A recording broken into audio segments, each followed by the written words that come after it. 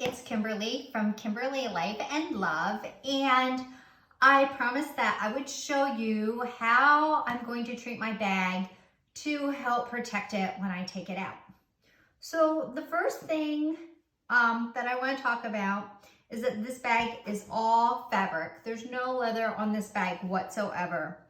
The second thing I want to talk about is the parts of the bag that are most vulnerable to getting dirty. We all kind of automatically just worry about this front face, the back, and yes, we do need to be concerned about that. But the reality of this is that the handles and the bottom of the bag where we're gonna set it on the ground are really the places that I actually am kind of concerned with the most as far as wear and staining goes. So when we treat our bag, we're going to give special attention to those areas, and we're going to treat those more times than we treat the rest of the bag. So I want to talk about some steps I've taken already. First things first, generally speaking, I have a rule about handbags, and that's that I don't buy open top handbags like this. And the reason, and this is a personal preference, so if you love these, go for it. But for me personally, there's a couple things. I am not a tidy person. I knock this over and I've got stuff all over the floor, and the whole world can then see the contents of my bag. The other thing is for security purposes. It's easy for someone to reach in there, take my wallet out, and I really wouldn't even know it. Just a brief review, this is the medium handbag. I did like the medium size better than the large, which is considerably larger. It's probably about 2 or 3 to 4 inches bigger this way and another inch or 2 bigger this way. And I just felt like the medium was a good size because I am on the petite side. So a couple things, because I don't like open top bags, I have ordered a bag organizer for this.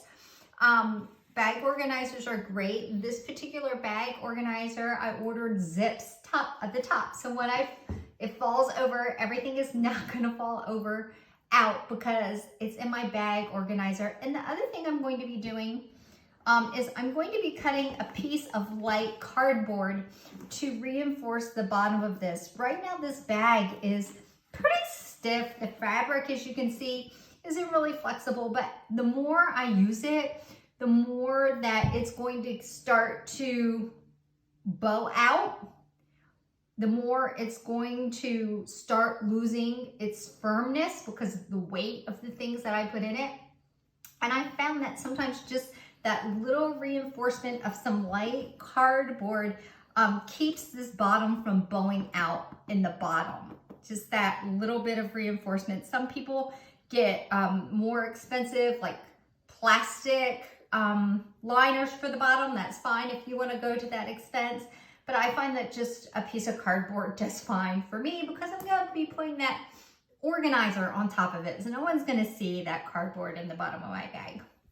All right, let's talk about treatment of this bag. This is not a paid sponsorship, but when I have fabric on my bags, whether it be a bag that has leather and fabric on it, or it's all fabric like this, I Scotch guard it. Now, I know a lot of people get really nervous when I talk about, or they start thinking about spraying something onto their handbag, but this is my thing. I am not the neatest person in the world. I want to use my handbags. I don't want them to be museum pieces. I want to take them out. I want to use them. I want to take them to work. I want to take them out on social occasions. So in order to do that and feel confident when I do that, I treat my bags. So when we begin to look at spraying Scotch Guard or a similar product onto our bag, we want to make sure we test it first. Some people say to test it on the bottom, but I actually kind of like to go, I don't know if you can see in here, right inside there's fabric. And I find that maybe less noticeable if something would happen than on the bottom. So I'm just gonna take my Scotch Guard, give it a little shake here, and I'm gonna spray the inside. And it's fine too, because I do Scotch guard the inside of my bags as well as the outside of my bags. And I'm just gonna give this a few seconds to let it dry here.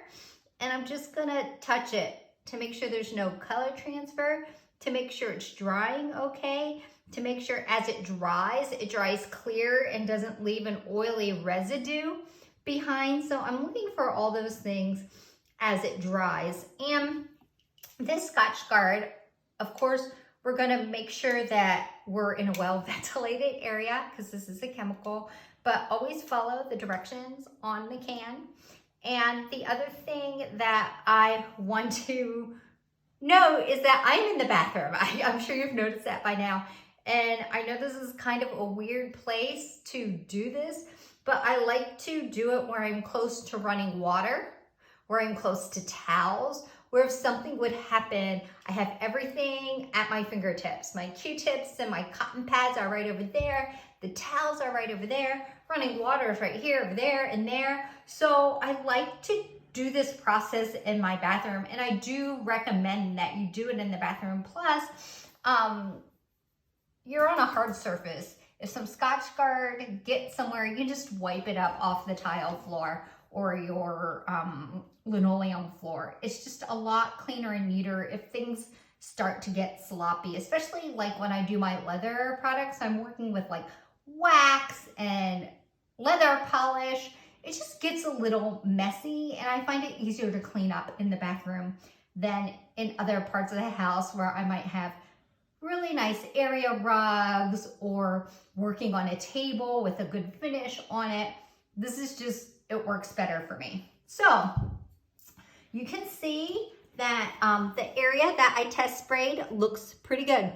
So to follow up on what I said before, I'm gonna spray the inside of the bag first. Again, I did the test, it looks good, but once I do the whole inside of the bag, if there are issues with this product, it will definitely show on the inside of the bag. So I'm gonna do the inside of the bag first. And I mean, we don't need to go crazy with it because we're gonna do a couple layers of it. And then I'm gonna do the outside of the bag and the handles and let that sit for a couple of minutes. And after I do that, I'll do the bottom. So when we do the handles, we want to make sure we get both sides of the handles.